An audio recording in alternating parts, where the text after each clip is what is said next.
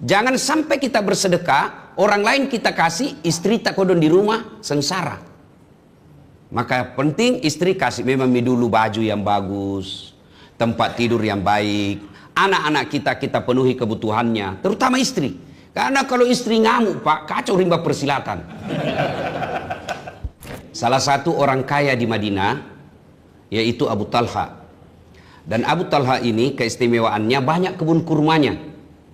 Tapi salah satu kebun kurma yang paling disenangi beliau namanya Birha.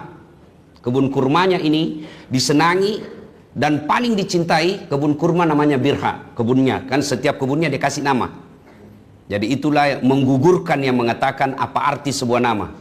Nabi dan para sahabat, Nabi tongkatnya ada namanya, ontanya ada namanya. Bahkan kita akhir sampai sekarang ini, Makkah, itu Ka'bah, itu pun ada pembungkus dan dikasih nama itu pembungkusnya. Kiswah namanya. Kalau kita kan selalu bilang apa arti sebuah nama. Sahabat Abu Talha, kebunnya pun dia kasih nama. Birha namanya. Kenapa disenangi ini? Karena pas di depan masjidnya Nabi. Dan Nabi setiap selesai sholat, pasti masuk ke kebun kurma itu untuk meminum airnya ini. Dan makan memetik buah kurma. Lalu turunlah Al-Quran surah Al-Imran ayat 92. Turun Al-Quran surat Ali Imran ayat 92. Makna ayat itu lantanarul birra dan seterusnya, tidaklah sempurna iman di antara kalian sebelum engkau mempersembahkan apa yang paling engkau cintai. Jadi kalau bahasa kasar, bahasa gampangnya di Makassar, belum pak kau beriman kalau kau belum kasih orang yang kau paling suka. Sampailah ayat ini di telinganya Abu Talha. Lalu dia ambil kebunnya itu dan dia kira-kira kalau kita sekarang bawakan sertifikatnya Nabi. Tapi jangan lagi bayangkan bilang ada sertifikat waktu itu. Ini supaya gampang kita paham. Ya Rasulullah, saya persembahkan ini kebunku yang paling saya cintai, fisabilillah. Lalu Nabi bilang, ini kan kebun kesayanganmu. Nabi bilang, cocok nih. Ada ayat ini 92. Lalu Nabi tersenyum dan berkata, bagikan kepada keluarga-keluargamu. Bagikan kepada sanak saudaramu yang miskin di antara mereka. Ayo, pelajaran pertama. Bersedekah itu diprioritaskan, diutamakan, dan ada tata aturannya. Kalau Bapak Ibu mau bersedekah, itu dianjurkan rumah dulu diperbaiki. Jangan sampai kita bersedekah, orang lain kita kasih, istri tak kodon di rumah, sengsara.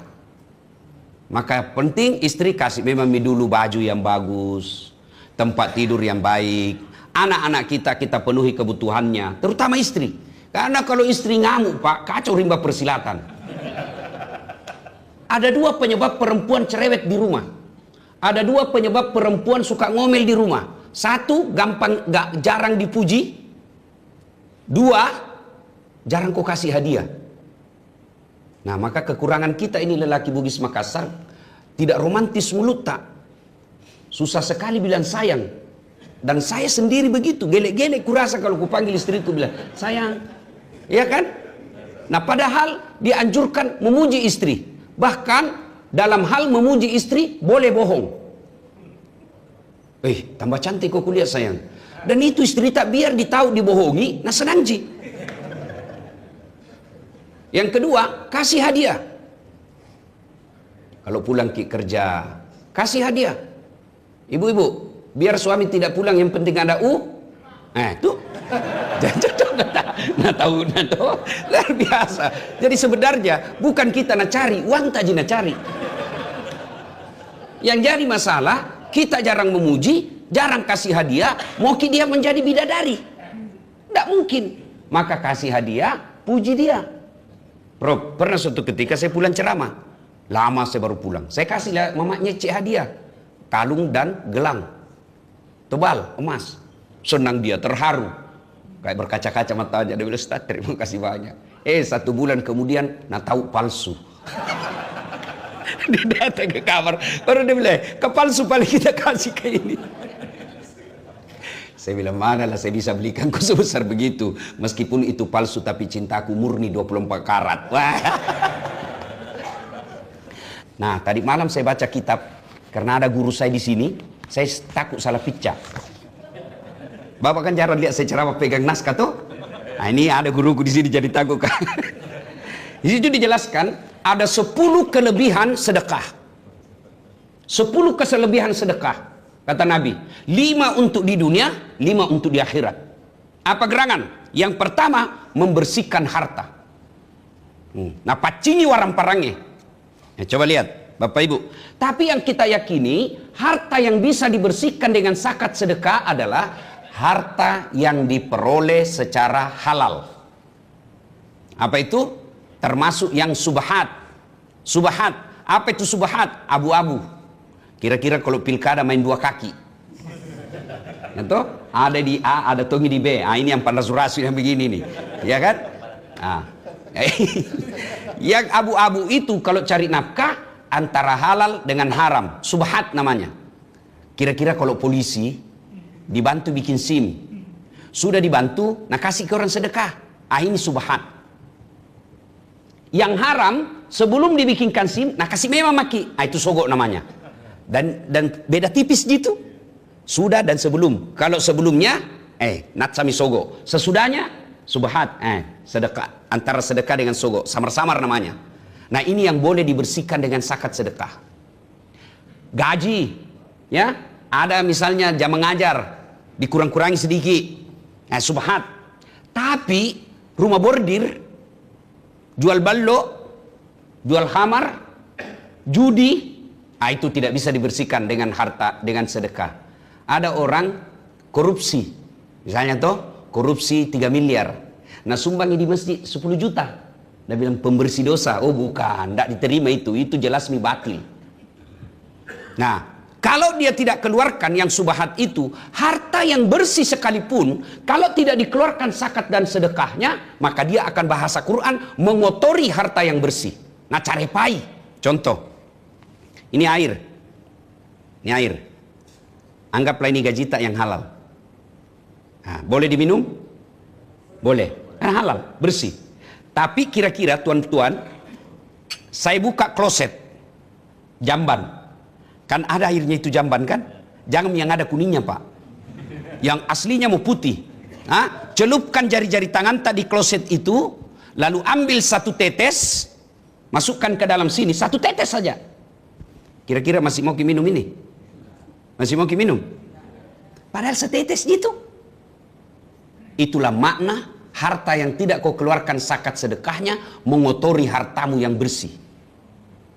Nah, kalau sudah kotor, maka jangan heran harta yang kita makan membuat istri kita keras hatinya, anak kita kepala batu. Dan kita sendiri juga dinasehati. Tidak ada perubahan. Apa nak bilang? Wita topi na witai. Tanten tonjan jenjong, tangita mulo tangitaku, jamu jamamu jama-jama jeku, wita topi na witai. Nakana mangkasaraka kucini tompi na kucini ki, eja pina doang, tenan eja mutungko. 1. Yang kedua, membersihkan badan dari dosa. Kadangkala kita Pak, ini kita kepercayaan kita hanya kepada yang fisik, yang nyata, padahal ada yang gaib. Gaib itu diantaranya membersihkan diri dari dosa. Karena ada 2 itu kepercayaan kita. Percaya kepada alam gaib. Ada 2 kan alam ini. Ada alam gaib, ada alam sahada. Alam sahada, alam nyata. Nah, yang kita lihat. Alam gaib itu membersihkan diri dari dosa. Nah, jadi kalau bapak-bapak merasa banyak dosanya, ya banyak-banyaklah bersedekah. Tapi yang banyak kita lihat, banyak dosanya, pelit. Kikirigalah paku jambatan. Baru mau masuk surga. Kok kira ada orang dalam? Membersihkan diri dari dosa. Yang ketiga, menolak bala dan penyakit. Nah, ini pengalaman pribadi saya. Yang terakhir soal sedekah. Saya banyak punya pengalaman tentang sedekah. Pulanglah saya ceramah dari Freeport, ketinggian. Selesai ceramah, tiba-tiba hilang suara saya. Susah saya ngomong. Saya pergilah ke dokter THT. Kasih masuk alat cacat, kepake kamera. Diagnosa dokternya berkata, waduh Ustaz, berat ini penyakit kita. Pita suara tak sarafnya rusak. Stres saya Pak. Sama tom pemain bola rusak kaki nah. Ya toh? Kalau penceramah rusak tangannya Pak, Anda tidak jadi cemas. Penceramah rusak kakinya masih bisa ceramah. Tapi penceramah rusak pita suaranya, pacen nih. Saya bilang sama anggotaku, Dek, kamu pergi cari orang yang bisa kita bantu. Kita sedekah. Temukanlah yang Bapak lihat di IG saya itu, ada di Tanjung, yang sempat viral di medsos Makassar. Ada ibu-ibu, sendiri dia tinggal, buta kasihan, dan rumahnya gubuk-gubuk. Saya bilang kita ke sana. Bawalah saya ke sana, bawakan sembako. Kemudian saya niatkan untuk sembuh mata saya, pita suara saya, dan operasi, kasih dia operasi. Yang kedua, saya bilang cari lagi yang bisa kita bantu. Cari lagi, dapat di Tinumbu. Rumah yang tidak layak huni. Itu juga ada di IG saya sebar. Rumah layak huni, tidak layak huni. Kita bedah rumah, selesai rumahnya. Begitu saya pergi Singapura, jadi Bapak masih ingat kira-kira itu pernah saya sakit 6 bulan. Tidak ada itu kejadian yang tidak ada hikmahnya. Apa hikmahnya setelah saya sakit begitu?